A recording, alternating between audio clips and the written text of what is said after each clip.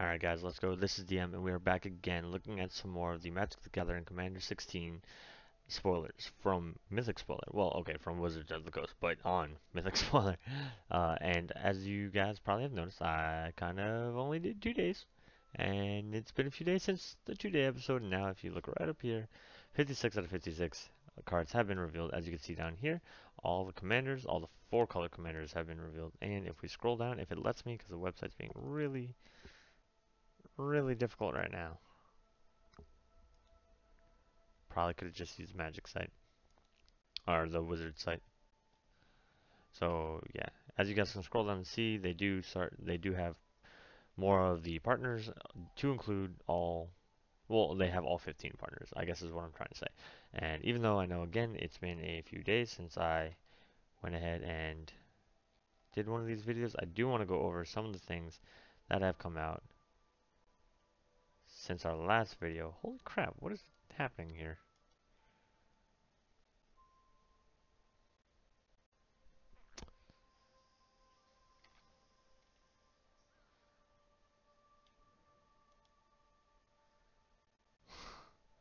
Alright, anyway, so the last time we looked, it was back on the 25th. Today's the first, well, okay, it just turned into the 2nd of November, but yeah, whatever.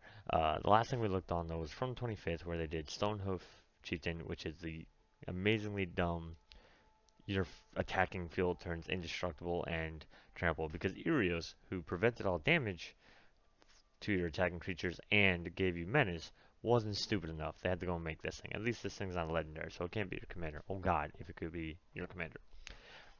That day, like later on that day after I recorded that video, which was weird because I recorded that at like 7 o'clock at night. I'm sorry, even later than that, like 9 o'clock at night, they did release this equipment, which is a 2 mana equipment, Conqueror's Flail. Equipped creature gets +1/+1 for each color among permanents you control. So you have this out, you have your commander out, that's +4/+4 in these decks. Unless you have partners, and then it's +2/+2 until blah, blah, whatever. You get the point. As long as it's attached to a creature, your opponents can't cast spells during your turn. So it's a very cool combination between control and a huge. I hate this website today. What is going on? See? What is going on right now? So yeah, it's a split between a huge control item and a big buff item, depending on how many colors your commander is. Okay, there we go. I guess that kind of works. So the next day, they revealed another one of the 4-color commanders along with some more of the partners. The red-white, another red-white partner. So the way they've done this is that for each deck, there is 2 of a color combination. So as we see, Ludwig is blue-red and Akari is red-white. We already had a blue-red and red-white. And then even Ravos is a white-black, and we already had a white-black. So 5 of the color combinations had 2 partners, and then the other 5 only had 1 partner. For instance, Azori White Blue only has this one partner, Isha. So that's kind of the way that works. So there's 15 partners total. 5 of these different one of each of these 5 different color combinations, and then 2 of each of the next 5 color combinations. So uh, when we get toward the end of the episode, I'll go into a little bit more detail about how that works, and I can show you back on the main page how it's broken up. So Akiri Line Singer is a white-red core soldier ally. It's a 0/3, but it's for only 2 mana, red and white. Has first strike and vigilance. Pretty cool. But what does first strike matter if it can't attack? What does vigilance matter if it has no attack? It gets +1/+0 for each artifact you control. And again, it has partner. So how many artifacts do you think you're going to get? Fun fact, Akiri is in the artifact, the non-green deck. So you're probably actually going to have quite a lot of artifacts in that deck. So this 2 mana commander, yeah, it can come out turn 2, and that doesn't seem massively impressive. At turn 2, 0/3, and maybe turn 3 you put out an artifact or 2, so okay, maybe you get a 2/3. And the fact that it relies on other things, you might not think it's good. It's going to be amazing. I promise you this, that creature will hit for tons of damage, at least a few times in each game you play it. So I'm pretty excited about that. I would definitely put that in a partner with the blue-black one is Silas Wren. So I could see people partnering with that, and then of course the red-white one is also a partner in that deck. So I don't know which I'd rather have. I mean, you could honestly almost even do a red-white deck with both of them as a partner and just have it be two color. That'd be interesting to see. Maybe not the best, but interesting. The next partner commander that we're going to go over here to Ludwig says at the beginning of each, it's a 1/4 human wizard for 1 blue and red. At the beginning of each player's end step, that player may draw a card if a player other than you lost life this turn. Let's think about that for a second. If a player other than you lost life this turn, each or that person who didn't attack you can draw a card. So as long as you don't attack me, you can draw a card. And then of course it triggers on your turn because you're not going to hurt yourself. I guess you could hurt yourself, but actually it doesn't say that you can't lose life. It just says that somebody else also has to lose life technically. It doesn't say that only players other than you can lose life. It just says if a player other than you. So if they attack you and somebody else and do damage to somebody else and you, they still draw the card. But still, the political piece of here, I'm giving you ways to draw cards. All you have to do is leave me alone.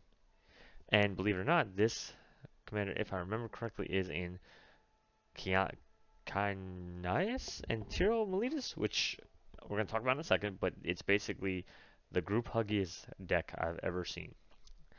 Oh my god, the synergy of some of these decks is stupid, and we're going to talk about that in a little bit because we're going to talk about some of our future episodes, even though we're going to look at all the cards today.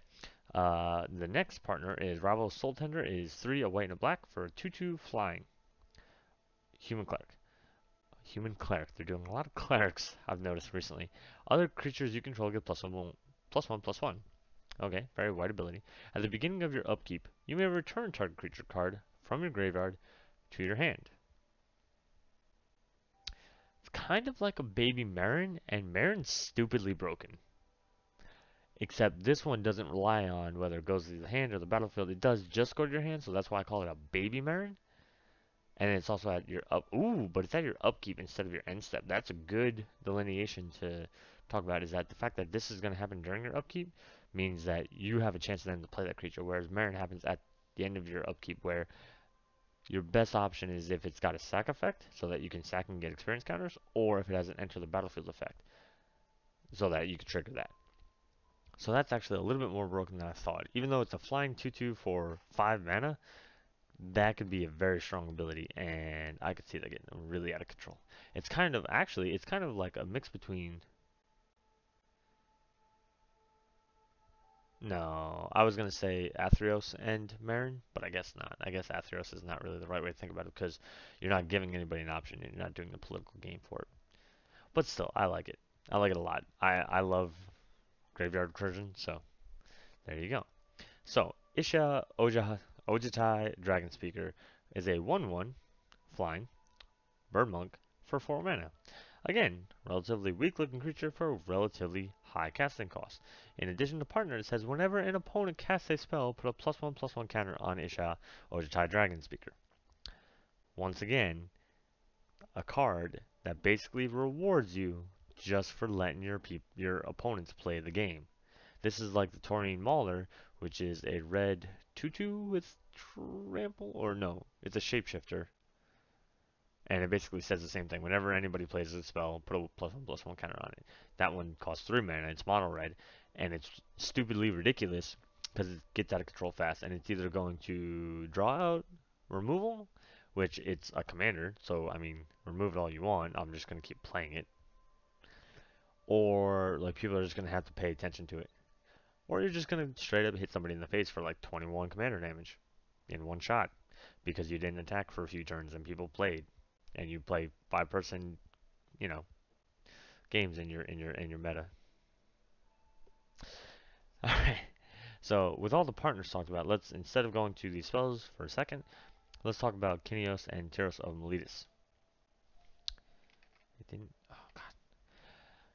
This is the now black. It is a legendary human soldier. It's a 2/8. Oh god. If only it had black on it, but never mind. At the beginning of your end step, draw a card. Each player may put a land card from his or her land onto the battlefield. Then each opponent who didn't draws a card. So, Again, this deck is very group hug. You're basically allowing everybody to put an additional land down. Everybody's gonna love that. And if you don't have a land, draw a card. Maybe you'll get a land for the next turn when again you can put a land down or draw a card. The fact that it's a 2/8 also speaks to the group hug mentality where you're gonna sit back and not do nearly as much. Like here, I'm gonna sit back, I'm not gonna bug you guys, just leave me alone. And just let me help you guys play the game. That's all I want to do. That's all I want to do. Oh, that black spell was Parting Thoughts in sorcery for 2 and a black. Destroy a target creature. You draw X cards and lose X life, where X is the number of counters on that creature.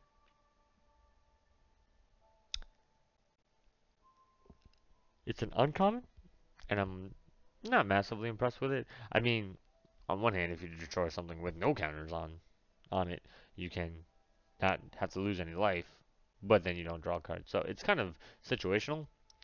For this set, I could see it being very important. Or if this is when we talk later about the future videos, I have to talk. This will make more sense. But if this is in the non-blue deck, I think. No, if it's in the proliferate deck, the non-red deck, I could see it very strong because you could destroy your own creature, which will have a lot of +1/+1 counters. Why? I'll explain later. Fairy Artisans is a 3 and a blue artifact artificer. Fairy Artificer. Flying 2/2. Whenever a non-token creature enters the battlefield under an opponent's control, create a token that's a copy of that creature, except it's an artifact in addition to its other type. Then exile all other tokens created by Fairy Artisans. So, think about that. You put down a creature, you put down your biggest creature and make a copy of it and enter the battlefield effect. You can't keep more than one copy, but you can do that every time. Like, standard blue. In standard, you gotta sit there and think about what you're gonna do because this might be stupidly broken. That's it. It's dumb, and I love it. Manifold Insights is 2 and a blue. It is a sorcerer. Reveal the top 10 cards of your library. Starting with the next opponent in turn order, each opponent chooses a different non-land card from among them. Put the chosen cards into your hand and the rest on the bottom of your library in a random order. Again, very, very political kind of card. Um, it's crazy to think that like, hey, you're basically picking my hand for me. So even if I typically have 5-person games, so I'm gonna have 4 opponents.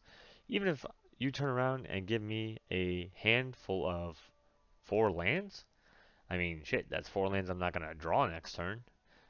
And also depending on if what the other 10 cards were, maybe I didn't want to draw any of those cards, but now I can turn around and refresh my hand, have stuff to do. You never know, it might be crazy stuff.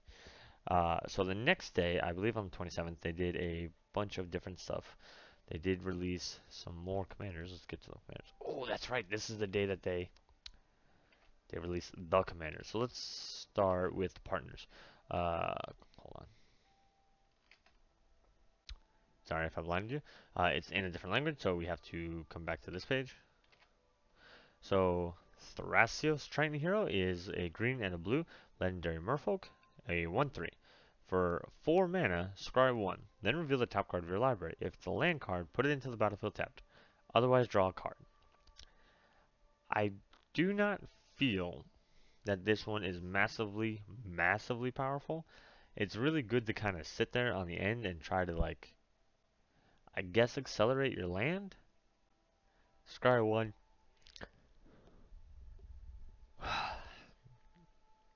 I don't know.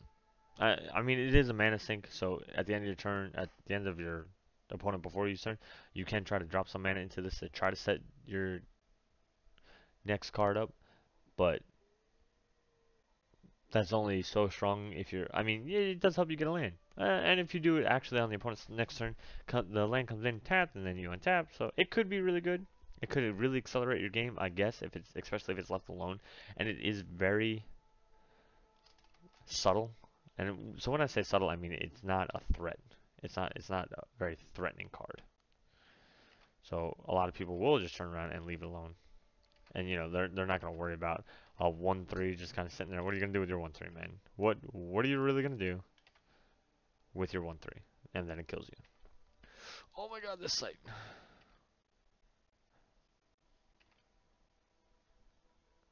I wish this didn't suck so much. Alright. The next partner is the green-black one. It is Akira Shidiki, Usurper. For 5 mana, 3, a green and black. She's a Naga Wizard. She's a 3/7 with Menace. And this is why I was saying I kind of wish the non-black commander had black, because she would do really well in that deck. And here's why. Whenever a creature you control deals combat damage to a player, you gain life equal to that creature's toughness. She's a 3/7. She has Menace, meaning it's hard for or harder to block. So when she hits, 1, you're going to deal 3 commander damage, and that's pretty cool. 2, you're going to gain 7 life. And for every other creature that hits, you can gain whatever amount of life. I mean, the card right next to it is a 1/4. This here's a 5/5/3/3. So imagine if you're just gaining all this stupid life. It's like Doran with life gain.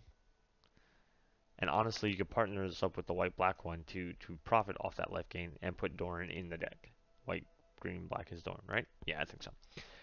I think this is pretty cool. I like this one. I actually really do want to play this one as one of the partnered commanders. I feel like this is one of the commanders that I could probably, again, do exactly what I just told you, white-black, and either do the one we just talked about earlier, Ravos, or the other one, Tamien? The one that basically at the end of your turn you can pay X life and draw a card where X is the number of creature or players that took damage that turn. I could see those two, this and that, being very strong in combination. So those are all the partners that were revealed on this day. Let's talk about Yidris. You see, you know what? Yidris is gonna get his own page. He's gonna get his own page. Hello, is it me you're looking for? There. Oh, no. We're gonna make sure he's in the center of your page. Look at Yidris. For one, look at this beautiful bastard just manipulating mana out of nowhere, right? He's an ogre wizard. He's not white. Sorry. He's a 5/4 with a trample. When Yidris, Maelstrom Wielder, deals combat damage to a player, as you cast spells from your hand this turn, they gain Cascade. What the hell are we doing right now, Wizards of the Coast? This thing is the most broken nonsense I've ever heard in my life. So, I'm gonna untap Upkeep Draw, maybe do little things in my main phase, my pre-combat main phase, nothing big, and maybe play Soul Ring, extra mana. Then I'm gonna hit somebody with this, and it's gonna be easier to hit because of Trample, and all my spells have Cascade, and God forbid I have 8 mana to cast something, let's say 9 mana, right? And I decide I'm gonna cast Ingaruk's Wake. Plague Winds. 8 mana, War Spheres. Ooh, that's a horrible card, by the way. And I play it in a deck, and I feel bad. Well, okay, I've never actually gotten cast it, but I still feel bad just having it in the deck list. I'm going to Cascade into a 8 or 7 drop. In addition to the effect of the 8 or 9 mana cost. Why would you do this? Like, Cascade is stupid enough. In the thesaurus, can you guys see it? Okay, yeah, right here, they're already talking about Maelstrom Wanderer. Maelstrom Wanderer can go, and will go, when I have Yidris, into this deck. Maelstrom Wanderer is going to cascade to cascade to cascade if Yidris hits somebody. What? And then it says not attacks a player or deals combat damage to a player this turn to make it trigger only once. It says deals combat damage to a player. What if you give him double strike? As somebody in the comments actually saying right here, I can't wait to give this guy double strike and combo with extra combat steps. Casting 4 spells for the price of 1 seems like a powerful... We're going to take Cascade and turn it into Storm-ish. Except it's going to be... You get the point. Okay? This is stupid, broken, and I love it, and I already called dibs on this in my playgroup. Nobody touch it. It's mine. If you touch it, I'll kill you. That's not the right... 1.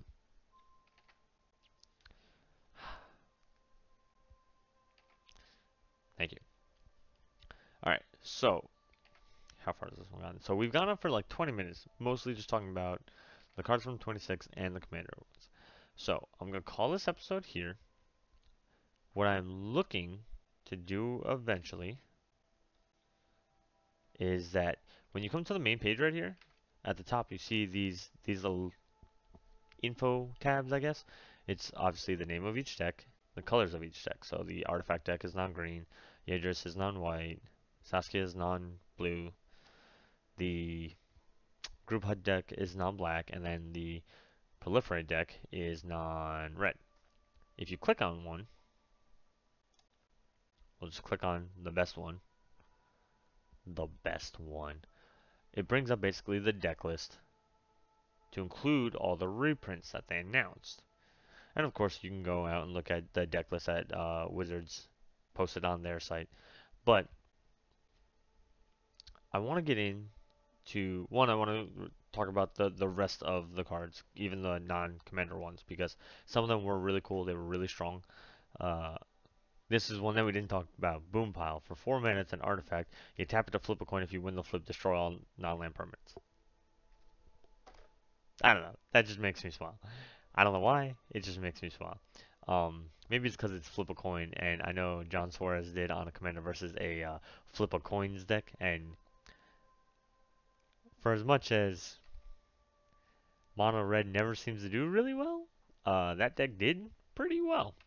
But there are some things that they are talking about reprinting that I think are amazing. Gave. Oh my god, actually, if you just think about all the legendary creatures that they're going to reprint, Hannah, Shroom, Gave, Voral, Irios, they reprinted the god. How do you like that? Um, there was a couple other ones, but they are reprinting so many amazing cards. And these deck lists, like if I were to sit here and talk to you about each and everything, these are amazingly synergistic. Like Yidris, you're looking for what? Two things.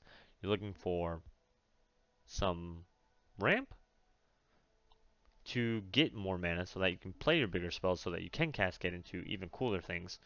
And then you got fucking Vial Smasher right here where whenever you cast your first spell each turn, it's going to deal damage equal to that spell's converted mana cost to an opponent chosen at random. So this combined with this, think about the synergy just right there. I want to play a big spell so I can cascade, and when I play my first big spell, I'm going to shoot somebody for that much damage. Like, that's everything I've ever wanted out of life. I just want to, in Commander anyway, I want to cast big spells, and I want to hurt people. That's all I want to do. This deck does it. Um, what else is stupid crazy in this? We'll take a peek. We're not going to go too crazy in depth. Oh, they printed the Nephilim for this combination? I thought that was cool. Nath is in here? That's freaking awesome. This guy right here. So, in a deck designed to cast a bunch of spells, and Cascade does say cast a spell, each opponent has to mill. So I'm going to cast a spell, shoot somebody with Vial Smasher, cascade into another spell. The first spell I cast, mill until you get a land. The second spell you cast, mill until you get a land. How many cards are in everybody's graveyards? That's how big this creature is. Why, who did this? Who did? So I'd like to eventually, at some point, go over all the different deck lists. I feel that they are really synergistic. I think the God, what was the other one? The one the angel deck, the non-red one, the Atraxa. There we go, right here. This one is amazingly synergistic. It takes you a second to realize, and I know I said when this came out, this was like the first 4-color commander to get revealed. When this came out, I was like, oh my god, people are going to do the Infect deck. I still say people are going to do that when they do their own deck list, but just what they put in this deck is another way of doing it, and they basically did +1/+1 counters, and the only thing that they did not put in here that would have made it stupid powerful is Doubling Season or Primal Vigor or both. If they had done that, they probably would have just like these would be out of like this deck would be out of stock just constantly, constantly. So, um, next episode we'll try to go over some more of the cards. We'll try to get through all of the spoiled cards, and hopefully this website isn't such trash next time. Thanks, Mythic Spoiler, who you can follow on Twitter at Mythic Spoiler. Fun fact. Um, sorry. Uh, try to go over all the new cards. And then we're gonna try to go through the deck list and see how crazy they are. Because I think looking at them like that in like that hodgepodge format, not hodgepodge, but in that listing format you just saw when I had Idris's tab up, helps you see the synergy between the cards. Because I've spoken about how Brea was at first not the strongest commander. For as versatile as she is, I didn't think she was going to be massively strong. And now looking at her cards and reading what her cards really do, like one after the other like that, I actually think she's going to be a huge amount of fun. And for people who understand artifact recycling decks, they're going to almost constantly find ways to win. It's so versatile that you're gonna find a way to win. It's basically which deck do I have that's kind of like that? When I first built one of my first commander decks, it was Malek, the blue-red wizard who you play with the top card of your library revealed, and if you cast an instant or sorcery, and you can cast that card if it's an instant or sorcery, and every time you do, you can double that spell and choose new targets for the double. I never really had like a clear-cut this is my win con for that deck, but he always found ways to win, and it was always a different way. I killed somebody once by doubling a Lava Axe. Yeah, that's right, I put Lava Axe in it, because I had like Pyromancer's Gauntlets and Dictate of the Twin Gods in there, and, you know, other stupid stuff. The medallion that reduced the cost, so it basically costs 3 to shoot somebody for like 14. Yeah, I did play Lava Axe, and it was great. And I killed somebody with it, so suck it. But for now, guys, if you're enjoying, again, the Commander 2016, let me know. Leave me a like, comment, subscription. It really does help me out. You can follow me on Twitter at DM_cross. Again, you can follow Mythic Spoiler at Mythic Spoiler. And Wizards is, I'm sorry, the Magic the Gathering Twitter handle for Wizards is at Wizards_MTG, as you see. Remember, you can talk about the set on Twitter via hashtag MTGC16. And remember,